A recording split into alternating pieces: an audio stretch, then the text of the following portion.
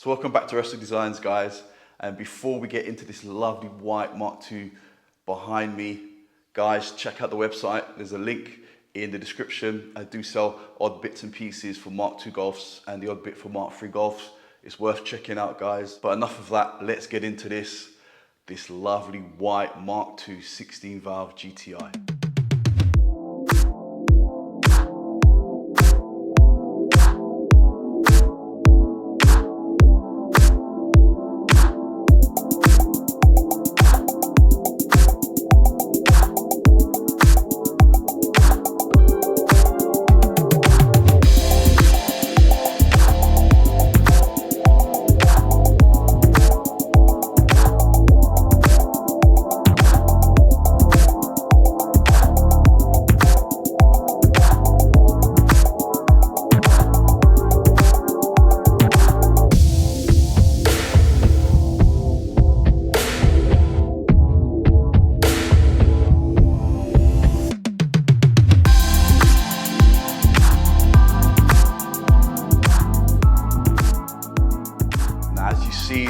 This is a lovely car. It's running a 2-litre 16 valve ABF in it with the CDA, cable gearbox change, pedal box all done.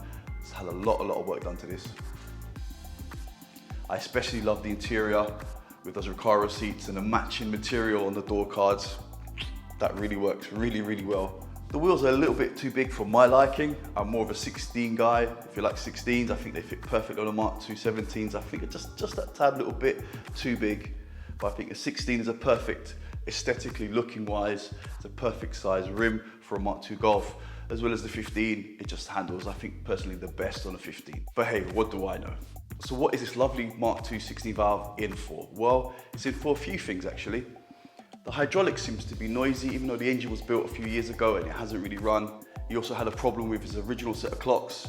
They burnt out. I lent him a clock from Project Freebie.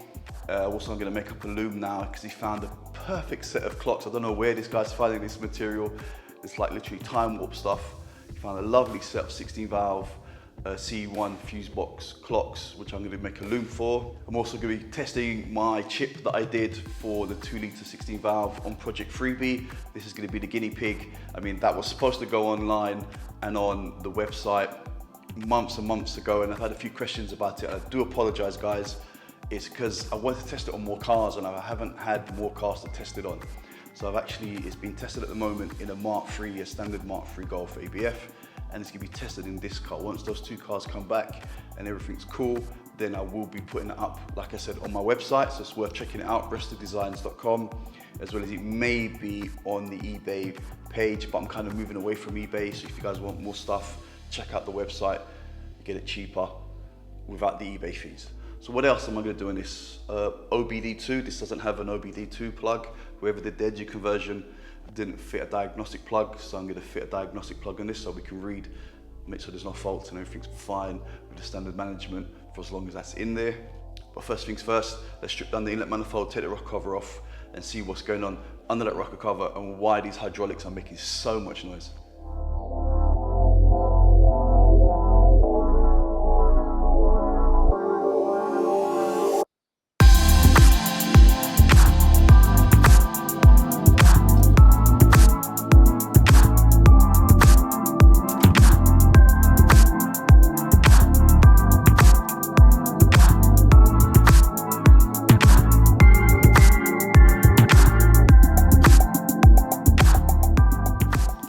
Definitely looks like it's all reaching the top here, because it doesn't sound like it's dry. It just sounds like the hydraulics are quite noisy. Now, there could be a few reasons for this. One, surprisingly, could be actually the exhaust manifold, and it just amplifies the sound coming off these back exhaust valves and tappets.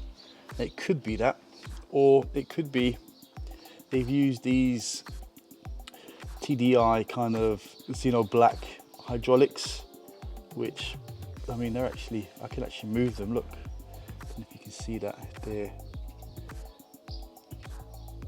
It's like I can actually rotate them. So I don't know why that is. They're literally not, they're under no pressure here at all, which is quite strange.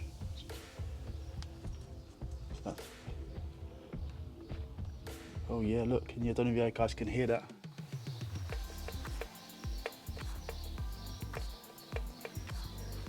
I can actually push it down with my finger. So it could be dead hydraulics, even though they are new. They were fitting into the car maybe about 4 or 5 years ago before the car actually ran, and it could be faulty. I mean, or the worst case scenario is they've reseated the valves and they've cut the valve seats and they've cut the valves, and what normally can happen is machine shops will then take a bit off the top of the valve, and in doing so to try and get the same height. Now maybe they've cut too much off the top of the valve and it's actually giving me this play here that we're getting. So what I'm going to do is I've got an old head there that hasn't had the valves taken down. I'll measure the height of the actual valve itself, the valve stem, and see if there's any difference. But also before I actually measure it, I'll be able to tell once I've removed the cams and the hydraulics if they've actually been ground off the top of the valves. All right, so moment of truth. Let me get the 11mm socket, take these cams off.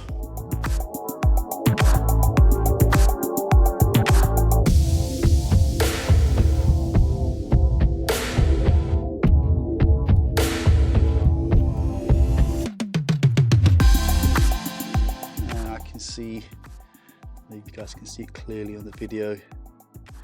Hopefully it'll focus. You can see that they've been ground down. Now maybe a bit too much. I mean, I compare to what some of them were quite a bit compared to others. It's a little bit higher.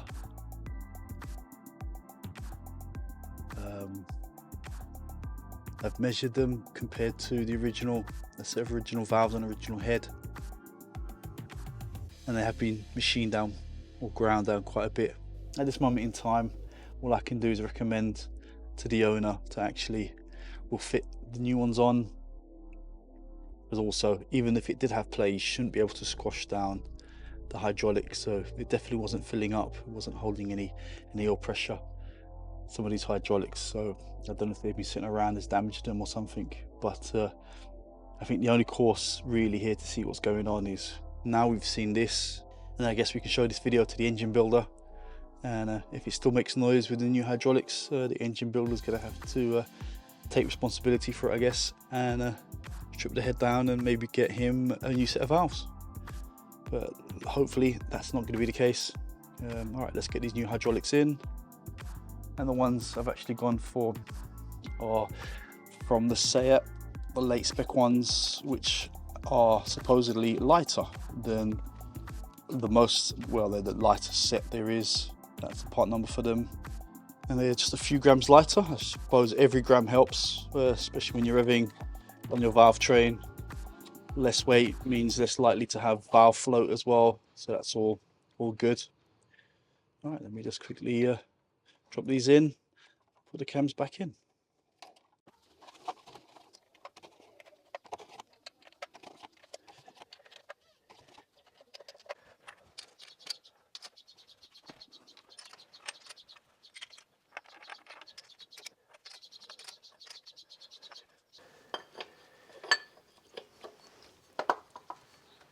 So that's all back together again, timing belt's all done. It's all buttoned up, timing belt cover on. Turned it around twice, make sure it's working fine. Now, before I put the inlet manifold on, it was actually missing this heat shield. So I've got the clips for it. I go onto there. I'm gonna put it on there so it looks a bit more complete, but I think before I will put it on, it looks like it could do with a bit of a better clean on it. So let me just see if I can get this looking a little bit better.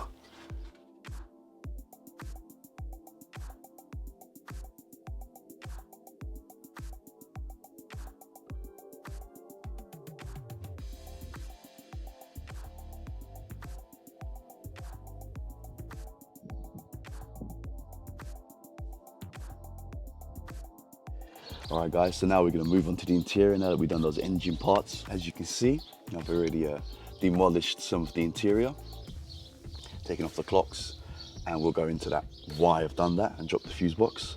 But first let's cover this beautiful interior. As you can see, it's got this very nice leather trimmed original wheel. And then these original material Recaro seats. I don't know actually what they're called, but this is the original cloth that they came in. And he's also got them sitting on original Recaro electric height adjustable bases. So it tilts, I think it just tilts the back if I'm not mistaken. And he's actually sourced the exact same Recaro original material to trim a rear bench. And he's done it in the same style with the lines in the same kind of height orientation and everything with Recaro stitched into them. And also then added the headrests, and it's a 70/30 split seat as well. And he's also used the same material again on the door cards, which by no means is OTT. That looks really, really nice. It's a really nice touch, I think.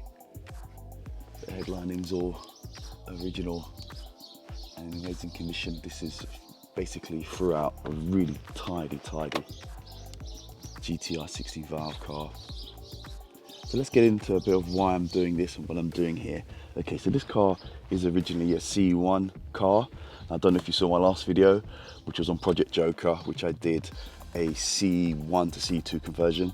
This has already kind of been done in some parts, apart from the clocks and the stalks. Now, the original clocks, he had a problem with it. The person that wired it up, somehow the dash got burnt or whatever. Something happened to the dash. And he actually borrowed one of my clocks that I had laying around, this is actually from Project Freebie, which is the original set of clocks, and just fitting an original kind of loom on it, and it was working for the time being. But obviously this car has MFA, but these stalks are actually C1 stalks, so they've got like different connector plugs on them and stuff. So next thing I'm going to do actually is going to remove the steering wheel, the cowling, and remove the ignition wiring, and I'll go into a bit of detail what I'm going to do, and also show you the amazing set of clocks that he sourced. Don't know how he sourced them. They look almost brand new, early type C1 16V original GTI clocks. So let me just start by removing the horn push. So it does actually have C2 stalks, but it's actually someone's cut and kind of soldered on this the early type one. Whereas if you look at the original C2 one, it's basically, no, that's not it, here it is here. Plug's a lot shorter. And whereas this loom originally would go to the actual dash, to the clock's loom, on the C2 it doesn't. It's got another loom here which I've actually taped up. Where did I put that loom? Oh, here it is out here, which actually goes to this little green plug, go and get plugged in the right location.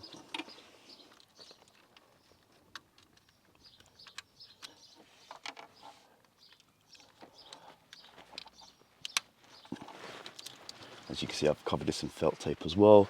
I'm just gonna run it up through here. And another thing that's actually quite important, which I'm surprised was left out on this conversion, was actually there's no OBD2. There's no way of reading fault codes or checking the engine or checking anything on this vehicle. Yeah, it's pretty straightforward, really.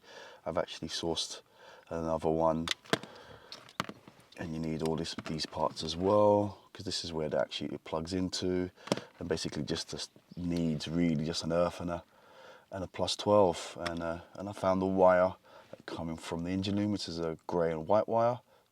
It's a double plug, only using a single pin, and that just goes in any location along here, and job's done. So yeah, it's really important. I'm surprised I didn't have that. So I've kind of found a location for the OBD port, screwed it into there. That'll be fine, so it'll just sit around this kind of area, so at least we can scan the car and make sure everything's fine. And that's just a matter of basically just plugging that back into there, but then that into that connector there, which has got earth and power. But we're not going to put that on yet, but that's at least done. Now, just tangle there around the pedal. The next thing to do now is actually putting the clocks on. So let me show you these absolutely mint, lost in time, has found or has had owned for quite a while. Now this is a conversion loom that I've made. Seems like I've made a few of these over the past few days. So this is C1 twin plug clocks to C2 fuse box conversion loom. And these are the clocks.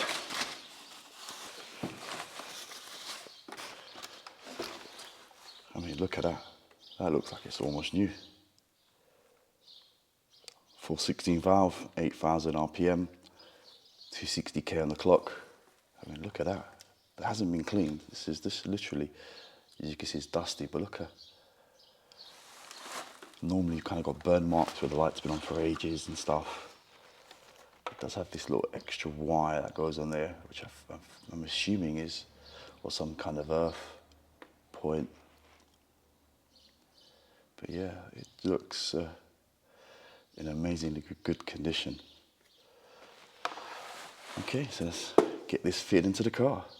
So there you go, looks a lot more original now that it's got the 8,000 RPM and the 260k clocks, also with the MFA, that all works now. And there's the tray. I'm not sure if you can see the OBD down there. So right, finished all of that, done all the hydraulics, done the clocks, done the OBD plug, diagnostic plug, done everything. The car's actually taken it for a little drive and it's perfectly fine now. The hydraulics are actually quiet. So luckily, there's been no issues, no other issues. I was a bit worried about, you know, maybe they shimmed too much off the top of the valve, but it looks like they haven't. They've done a good job. So that's all fine. So now we're going to move on to the last bit of why this car's come in. And like I said at the beginning of the video, was to actually check and to test and see what the feedback is from, put this in, like I want to put this in as many cars as I can before I actually put this up for sale, which is my DD Motorsport stroke Resto Designs chip that we've done for the ABF. It doesn't do magic. It gives anywhere between 8 and 12 horsepower, and the same again in about torque as well. And it does makes it punchier in the mid-range and lower down and breathes a bit better at the top end. So it's, you know, it's not claiming to give the 170.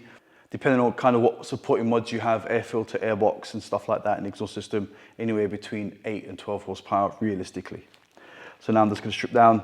This is Nelson's original ECU, and I'm going to strip this down and fit this in, and then we'll take it for another test drive. So as with any old project, it never is really finished. And if you've done a project before, you know there's always like little mishaps, little things that need to be finalized. This has been a long time in the making. Quite a famous garage has actually done this, but there's also, they don't specialize in Golfs, and there's always like little bits and pieces that need to be done, like as you saw with like the hydraulics, the heat shield, a few bits and pieces that I've had to do, the OBD too, the diagnostic port and all that kind of stuff. So that's all done, taking it for a test drive with the new chip in it as well. It performs nice. The owner's actually taken it for a drive and noticed straight away the throttle response was a lot sharper. So that's definitely a plus. So I'm one step closer to actually putting this chip app on my website, and yep, and it's proven and tested, and hopefully you guys will be happy when it actually finally goes on for sale. Now, the sun's in my eyes, I'm struggling to actually focus on the camera, but this is basically it, guys. So thanks for watching. Please subscribe, like, click the notification bell, and be safe, guys.